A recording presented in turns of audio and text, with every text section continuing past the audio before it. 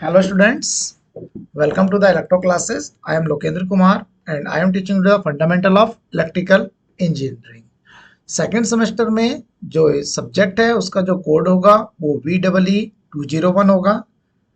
Lecture 1 में हम लोगों ने इंट्रोडक्शन पार्ट डिस्कस किया था जिसमें हमने डिफरेंट टाइप की जो डेफिनेशंस थी वो डिस्कस की थी और लेक्चर 2 में हमने मैश एनालिसिस को देखा था। लेकिन आज हम जो मैश एनालिसिस पे वीडियो लेके आए हैं इसमें आपके जो क्वेश्चंस हैं वो डिफरेंट हैं और एक ही वीडियो में कंप्लीट मैश एनालिसिस के हर टाइप के क्वेश्चन को हमने डिस्कस किया है। ठीक है, तो चलिए स्टार्ट करते हैं। तो मैश एनालिसिस को अप्लाई करने के लिए हम किरचॉफ वोल्टेज लॉ को यूज करते हैं। तो according to this law, in any network the algebraic sum of voltage drop across each element across circuit element of any closed path of loop or mesh is equal to the algebraic sum of EMF in the path। अब ये कह क्या रहा है कि अगर आपके पास कोई नेटवर्क है, ठीक है, उस नेटवर्क में जो आपके वोल्टेज ड्रॉप होंगे उनका सम जो होगा जो उस क्लोज पाथ में आपके ईएमएफ सोर्सेज होंगे उनके सम के इक्वल होगा। जैसे अगर आपको ये सर्किट दिखाई दे रहा हो तो सर्किट में आपके पास एक सोर्स लगा हुआ है ई, ठीक है, तो वो कह रहा है कि जो आपका ई होगा उसका वो सम किसके इक्वल होगा, जितने भी एलिमेंट हैं उनके अक्रॉस जो वोल्टेज ड्रॉप हो रहा होगा वो उसके सम के इक्वल होगा। या हम इसको दूसरी भाषा अगर कहें तो हम कह सकते हैं कि in any close path the algebraic sum of all voltage source and voltage drop across each element is equal to 0। ठीक है, यानी कि E minus V1 minus V2 minus V3 is equal to 0। यहां E जो है वो source voltage है और V1, V2 and V3 resistance R1, R2 and R3 के अक्रॉस जो वोल्टेज ड्रॉप है वो वोल्टेज है। ये जो लॉ है ये बेस्ड है आपके कंजर्वेशन ऑफ एनर्जी पर। ठीक है, चलिए अब हम स्टार्ट करते हैं मैश एनालिसिस को। इस बार जो आपके ओल्ड सेमेस्टर में क्वेश्चन आया था, एक आपका मैश एनालिसिस से क्वेश्चन था, 2 क्वेश्चन आपके नोडल एनालिसिस से थे और एक क्वेश्चन में आपसे मैश एनालिसिस का प्रोसीजर पूछा था कि किस तरीके से हम मैश एनालिसिस को अप्लाई करते हैं। तो मैश एनालिसिस को अप्लाई करने के लिए हम स्टेप 1 में identify the number of message in the circuit, कितने आपके सर्किट में मैश होंगे वो हम फाइंड आउट करेंगे। मैश हम बोलते हैं किसी भी लूप का जो एलिमेंट्री क्लोज पाथ है उसको हम मैश बोलते हैं, जिसको आप किसी दूसरे क्लोज पाथ में डिवाइड ना कर सकें।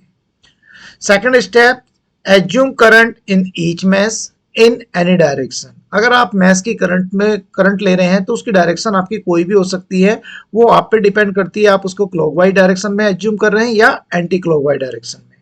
Apply KVL in each mesh and write mesh equation for each mesh. Solve the mesh equation and find out mesh current. Number of mesh equation is equal to होंगी number of mesh, जितने आपके पास number of mash होंगे उतनी ही आपके पास equation होगी। चलिए अब इसको स्टार्ट करते हैं। तो स्टार्ट करने के लिए हमने एक सिंपल सा क्वेश्चन लिया है कि फाइंड द मैश करंट। हमारे पास ये सर्किट गिवन है और सर्किट में आपके पास 2 मैश है, ठीक है, मैश 1 और mash 2।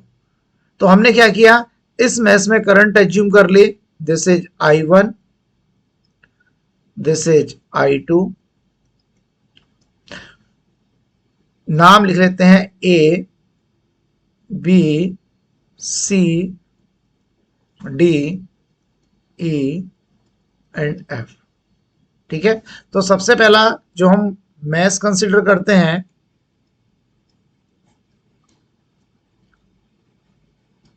In mesh A, B, E, T, A।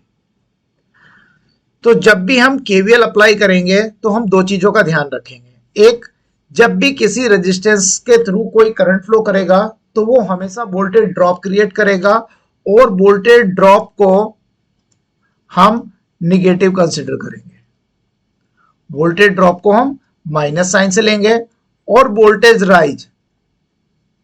Voltage rise को हम प्लस साइन से लेंगे। ये चीज आप ध्यान रखना। तो जब हम ए पॉइंट से चलना स्टार्ट करेंगे तो करंट आपकी I1 फ्लो करेगी इस डायरेक्शन में, ए बी ई डी ए। तो सबसे पहला करंट रेजिस्टेंस में फ्लो करेगा, तो ये -5I1। अब इसके बाद ये जो रेजिस्टेंस है ये आपका कॉमन रेजिस्टेंस है, तो कॉमन रेजिस्टेंस होगा तो कॉमन करंट जो होगी वो भी कॉमन फ्लो करेगी। ये करंट की डायरेक्शन डाउनवर्ड है, ये अपवर्ड है, दोनों डायरेक्शन क्या है, अपोजिट है। ठीक है, इसका मतलब यहां सब्ट्रैक्शन होगा, तो हमने लिखा -20। जिस मैश को हम कंसिडर कर रहे होंगे उस करंट को हम हाइयर मानेंगे as compare to the other mesh current. ठीक है, तो हमने इसको लिखा -20I1 -I2 -15। अब देखिए यहां से हम चलेंगे छोटी प्लेट माइनस, ये प्लस, माइनस से प्लस की तरफ चल रहे हैं तो हमेशा वोल्टेज राइज होगा, और वोल्टेज राइज को हम प्लस साइन के साथ लिखेंगे। तो ये हो जाएगा आपके पास -5I1 -20I1 -I2 +15 = 0। अब इसको हम सिंप्लीफाई करते हैं तो -5I1 -20I1 +20I2 +15 = 0। तो ये आ जाता है -25I1 +20I2 = -15। This is equation number 1.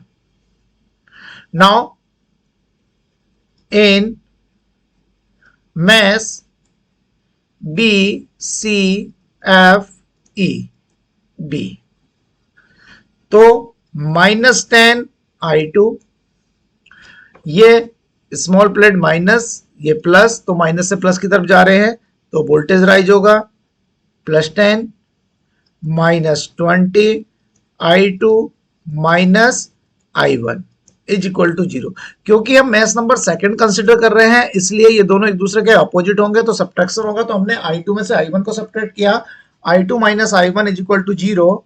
तो ये आ जाएगा आपके पास -10I2 +10 -20I2 +20I1 = 0। तो 20I1 -30I2 = -10, इक्वेशन नंबर 2। अब आपके पास दो इक्वेशन है, दो अननोन है, तो हम लिखते हैं ऑन सॉल्विंग इक्वेशन 1 एंड 2। अगर हम इक्वेशन 1 और 2 को सॉल्व करते हैं तो हमारे पास सब्स्टिट्यूशन मेथड्स है और एलिमिनेशन मेथड्स है। ठीक है, लेकिन हम क्या करते हैं, हम कैलकुलेटर का यूज करते हैं। हमारे पास साइंटिफिक कैलकुलेटर होता है, उसका हम यूज करते हैं। तो कैलकुलेटर मेरे पास है 100 ms। ठीक है, 100 ms में जब हम इसकी इक्वेशन को सॉल्व करेंगे तो यहाँ एक मोड का बटन प्रेस है, मोड लिखा हुआ है, तो आप मोड का बटन प्रेस करेंगे 1 time, second time, third times, तो आपको दिखाई देगा कि आपकी स्क्रीन पर EQN लिखा हुआ है, जिसके नीचे 1 लिख रहा है, तो आप कीपैड से 1 प्रेस करेंगे, फिर वो पूछेगा आपके पास अननोन्स कितने हैं। तो यहाँ हमारे पास 2 अननोन है, I1 और I2, तो हमने 2 को प्रेस किया, अगर 3 होंगे तो फिर ये पूछ रहा है कि आपका A1 की वैल्यू। तो अब यहाँ मैं बता दूं आपको कि यहाँ जो इक्वेशन प्रेस है वो A + VY = C की फॉर्म में है, यानी कि जो आपका I1 का कोफिशिएंट होगा वो A1 होगा, I2 का कोफिशिएंट B होगा, और इक्वल टू का इधर C होगा। ठीक है, अगर हमारी इक्वेशन 1 है तो 1 वाले नंबर आएंगे, और 2 है तो 2 वाले। तो A1 की वैल्यू हो जाएगी यहां से -25, इक्वल टू का बटन प्रेस करोगे तो V1 आएगा, V1 की वैल्यू 20 हो जाएगी, एंड C1 की वैल्यू -15 हो जाएगी। A2 की वैल्यू 20 हो जाएगी, B2 की वैल्यू -30 हो जाएगी, C2 की वैल्यू -10 आ जाएगा, एंड I1 की जो वैल्यू आएगी जो आपकी x की वैल्यू लिखी हुई आई है वो आपकी I1 की वैल्यू होगी, that is 1.857 ampere. Equal to का बटन प्रेस करेंगे तो आपकी I2 लिख के आएगी, I2 is equal to 1.57 ampere. ये आपके आंसर हो जाएंगे। ठीक है, तो इस तरीके से आप क्वेश्चंस को सॉल्व कर सकते हैं। तो ये हमारा सबसे पहला टाइप का क्वेश्चन था जो दो मैथ्स के साथ वेरी सिंपल क्वेश्चन था। अब हम चलते हैं दूसरे मैथ्स की तरफ। इस मैथ्स में हमने क्या किया है कि आपका जो करंट सोर्स है वो एक आउटर ब्रांच में आया है। ठीक है, दो मैथ्स का करंट, मैथ्स कितने हैं, 2 हमने मान लिए, I1 I2, A B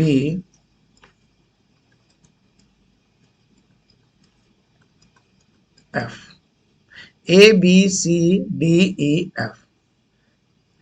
अगर आपको कभी किसी सर्किट के किसी आउटर ब्रांच में, ठीक है, अगर कोई करंट सोर्स दिखता है, ठीक है, तो उस मैच में आपको केवीएल अप्लाई करने की आवश्यकता नहीं है। ठीक है, तो जैसे कि आप देख रहे हैं कि मैच नंबर 2 में आपका आउटर ब्रांच में एक करंट सोर्स अवेलेबल है। ठीक है, तो उस मैच की जो करंट होगी in mesh B C D E B, क्या होगा, I2 की जो वैल्यू होगी वो डायरेक्टली आ जाएगी -5 एम्पियर। क्यों, I2 की डायरेक्शन हम ये ले रहे हैं और ये अपवर्ड जा रहा है, ये से नीचे आ रहा है, तो इसकी डायरेक्शन अपोजिट हो गई है। तो हमने I2 की वैल्यू हो गई सीधे इस करंट सोर्स के, अगर ये डायरेक्शन सेम होती तो ये प्लस हो जाता, अदरवाइज ये माइनस है। ठीक है, in mesh A B E F A, तो -2 I1 -4 I1 minus I2 minus से प्लस की तरफ गया तो ये वोल्टेज राइज हुआ, तो +15 इज इक्वल टू 0। तो इसको अगर हम सिंप्लीफाई करते हैं तो 2I1 -4I1 +4I2 +15 is equal to 0, तो -6I1। I2 की वैल्यू रखेंगे 5, तो ये आ जाएगा -4 × 5 +15 इज इक्वल टू 0, तो -6I1 is equal to -20 +15 is equal to 0, तो -6I1 इज इक्वल टू 5। ठीक है, और I1 इज इक्वल टू आ जाएगा -6/5, यानी कि -1.2 एम्पियर। माइनस का मतलब है कि हमने जो साइन कंसिडर किया है वो आपका अपोजिट साइन है। आंसर आपका गलत नहीं है, केवल इतना इंडिकेशन है कि जो करंट हमने एज्यूम की है कि वो क्लॉकवाइज फ्लो कर रही है, वो आपके एंटी क्लॉकवाइज डायरेक्शन में मूव करेगी। ठीक है, चलिए इसके बाद क्वेश्चन है कि फाइंड द मैश करंट। ठीक है, मैश करंट आपको जो सर्किट गिवन है उसमें आपके 3 मैश हैं, तो हमने मान लिया I1 I2 I3 A B C D E F G H। तो सबसे पहले मैश में अप्लाई करते हैं इन mesh A B G H A। तो पहली इक्वेशन आपकी बनेगी -5I1 -20 I1 -I2, क्योंकि I1 की डायरेक्शन डाउनवर्ड है और I2 की डायरेक्शन अपवर्ड है, एंड +15 इज इक्वल टू 0, तो ये आ जाएगा यहाँ से -25I1 +20I2 is equal to -15। This is equation number 1। Now in mesh BCFGB -10I2 +10 -20I2 -I1 is equal to 0। तो इसको अगर हम सॉल्व करते तो ये आ जाएगा 20I1 -30I2 is equal to -10। This is equation number 2 in mesh CDEFC।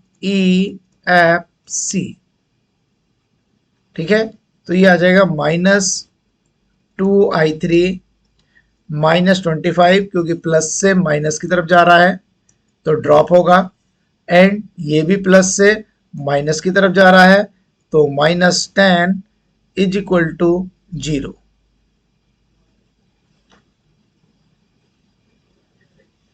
तो ये आ जाएगा आपके पास -2I3 is equal to 35 and I3 is equal to आ जाएगा 35/2, यानी कि -17.5।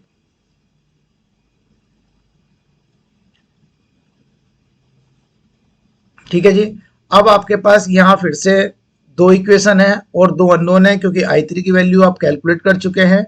अगर ये कैलकुलेट कर चुके हैं तो फिर से आपके पास दो अननोन की इक्वेशन होगी, तो फिर से A1 की वैल्यू आएगी, तो A1 की वैल्यू फिर से -25, B2 की वैल्यू 20, I2 की वैल्यू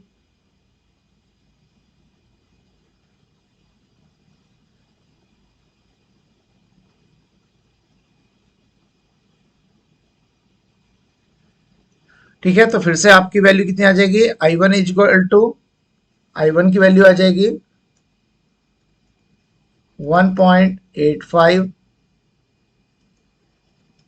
और I2 इज इक्वल टू आ जाएगा 1.57 एम्पियर। तो इस तरीके से हम मैश के करंट को फाइंड आउट कर सकते हैं, और I3 की हमारे पास वैल्यू आई थी I3 is equal to -17.5।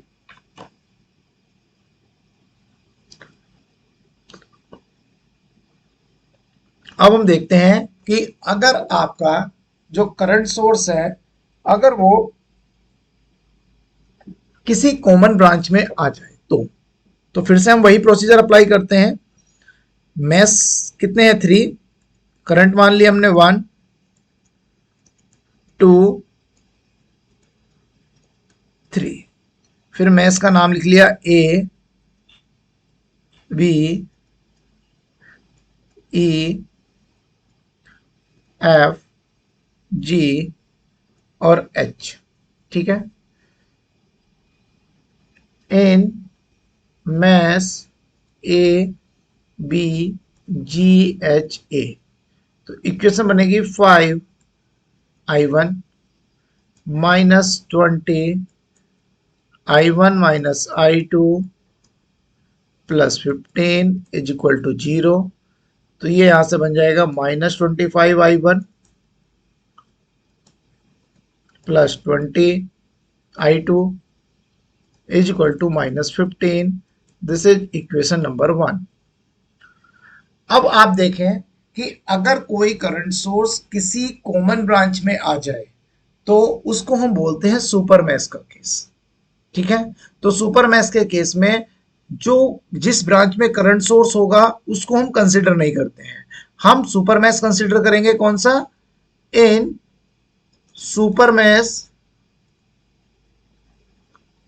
B C D E F G।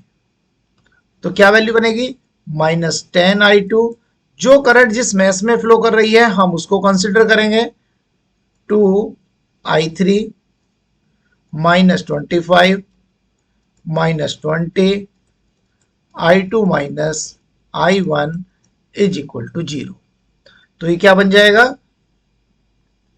20I1 20 के यहां मल्टीप्लाई करेंगे तो 20I1 -10 और 20 30i2 -2i3 is equal to 25। This is equation number 2। और जब हम इस सुपर मैश को कंसिडर करेंगे तो हम कैसे करेंगे इस सोर्स को, ये करंट डाउनवर्ड, ये करंट अपवर्ड, ये दोनों करंट अपोजिट है एक दूसरे के, ठीक है। तो यहां सब्ट्रैक्शन होगा। अब कौन सा किसमें से सब्ट्रैक्ट किया जाएगा, जिस मैश की करंट इस करंट सोर्स की डायरेक्शन से मैच करेगी उसमें से दूसरी करंट को सब्ट्रैक्ट कर दिया जाएगा। i2 minus i3 is equal to 10। ये बन जाएगी equation number 3। On solving equation 1 and 2 and 3। अब आपको दिख रहा होगा कि जो आपका कैलकुलेटर है उसमें तो 2 इक्वेशन की थी, तो आपको सबसे पहले क्या करना पड़ेगा, इसको क्लियर करना पड़ेगा। तो हम शिफ्ट के साथ मोड वाला जो बटन है उसको प्रेस करते हैं, तो लिखा हुआ आता है MC1 मोड 3। तो 3 नंबर को प्रेस करते हैं, इक्वल टू का बटन दबाते हैं 2 बार, तो आपका कैलकुलेटर रिसेट हो जाएगा। अब आपको 3 अननोन की इक्वेशन सेलेक्ट करनी है, तो फिर से आप 3 बार मोड को बटन को दबाएंगे। 1 अननोन 3, तो आपकी A1 की वैल्यू है -25, B1 की वैल्यू है 20। यहाँ इक्वेशन जो लिखी हुई है 3 वेरिएबल की, वो लिखी हुई है आपकी AX plus BY plus CZ is equal to D। इस फॉर्म में आपकी इक्वेशन कैलकुलेटर में फीड है। तो यहाँ I3 की वैल्यू नहीं है तो वो 0 पुट कर देंगे हम। D1 की वैल्यू -15। इक्वेशन नंबर 2 से A2 की वैल्यू 20, B2 की वैल्यू -30, C2 की वैल्यू -2 एंड D2 की वैल्यू 25। A3 की वैल्यू यानी कि I1 की वैल्यू कुछ नहीं है तो 0, B3 की वैल्यू 1, C3 की वैल्यू -1 एंड D3 की वैल्यू 10। तो यहां से आपके पास वैल्यू आती है I1 is equal to 0.95, I2 is equal to आ जाता है 0.4375 ampere and I3 is equal to -9.5625 ampere. तो इस तरीके से हम मैश करंट फाइंड आउट कर सकते हैं। अब एक बात और, अगर आपसे कहा जाए कि आप किसी पर्टिकुलर रेजिस्टेंस से कोई करंट फाइंड आउट कीजिए, सपोज कीजिए आपसे कहा जाए कि 10 ओम रेजिस्टेंस से करंट को फाइंड आउट कीजिए, ठीक है। तो 10 ओम रेजिस्टेंस से करंट कितनी हो जाएगी, I10 मान लेंगे उसको। अब यहां कौन सी करंट फ्लो करेगी, I2। तो जो I10 करंट होगी उसकी वैल्यू हो जाएगी, अगर किसी कॉमन ब्रांच में आपसे पूछ लिया जाए, जैसे आपसे पूछ लिया जाए कि 20, तो सपोज कीजिए आपने मान ली कि 20 के में करंट फ्लो कर रही है ये डाउनवर्ड, ठीक है। तो I20 की वैल्यू हो जाएगी यहां से I1 माइनस I2। तो अगर आप I1 माइनस I2 करेंगे तो आपको I20 मिल जाएगा। अब अगर कहा जाए कि आप किसी पर्टिकुलर एलिमेंट से वोल्टेज ड्रॉप फाइंड आउट कीजिए, जैसे कहा जाए कि 10 ओम से आप वोल्टेज ड्रॉप फाइंड आउट कीजिए, तो वोल्टेज ड्रॉप फाइंड आउट करने के लिए वो कितना हो जाएगा, V 10 ओम। तो 10 ओम से करंट कितनी फ्लो कर रही थी, 0.4375। रेजिस्टेंस की वैल्यू कितनी है 10, तो ये वैल्यू आ जाएगी 4.375 वोल्ट। तो इस तरीके से हम सर्किट के किसी भी एलिमेंट के अक्रॉस वोल्टेज को फाइंड आउट कर सकते हैं। अब अगर आपसे कहा जाए कि किसी एलिमेंट से, ठीक है, कोई रजिस्टर सर्किट है, उस सर्किट में जैसे आपसे ये वाला सर्किट था, ठीक है, यहां से कहा जाए कि आप पावर को कैलकुलेट कीजिए कि पावर आपकी कितनी होगी, इस सर्किट में पावर कंज्यूम्ड कितनी होगी। तो पावर कंज्यूम्ड कैसे निकालेंगे, P is equal to 5 into I1 का square plus 20 I1 minus I2 का स्क्वायर प्लस 10 I2 का स्क्वायर। जिस एलिमेंट में जो करंट फ्लो कर रही होगी उसका स्क्वायर करेंगे, उस रेजिस्टेंस से मल्टीप्लाई करेंगे और ऐड कर देंगे तो हमारे पास टोटल पावर कंजम्पशन आ जाएगा। तो यहां कितना हो जाएगा 5 इंटू 1.857 का स्क्वायर प्लस 20 1.875857 माइनस 1.57 का स्क्वायर प्लस 10 इंटू 1.57 का स्क्वायर। अगर हम इसको सॉल्व करते हैं तो ये आ जाएगा 5 इंटू 1.857 का स्क्वायर प्लस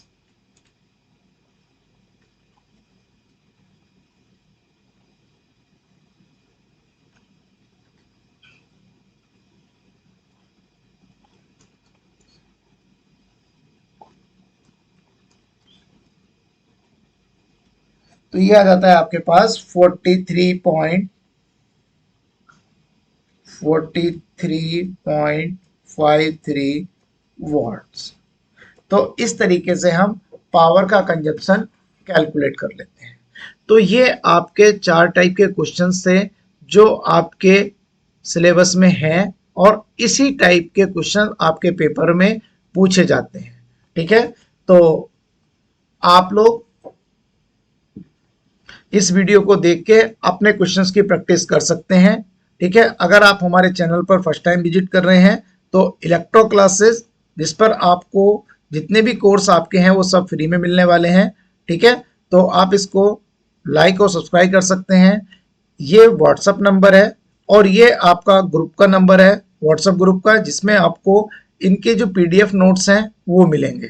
ठीक है, तो आप इस ग्रुप को ज्वाइन कर सकते हैं इस लिंक को यूज करके, या आप इस नंबर पर व्हाट्सअप रिक्वेस्ट कर सकते हैं कि आप हमें ग्रुप में ऐड कर दीजिए। ठीक है, तो वहां आपको प्रॉपर जो नोट्स हैं वो आपको प्रोवाइड करा दिए जाएंगे। तो ठीक है, मिलते हैं नेक्स्ट वीडियो में जिसमें हम नोडल एनालिसिस के क्वेश्चन को डिस्कस करेंगे। तो आप वीडियो को अपने दोस्तों के साथ शेयर करना बिल्कुल भी ना भूलें।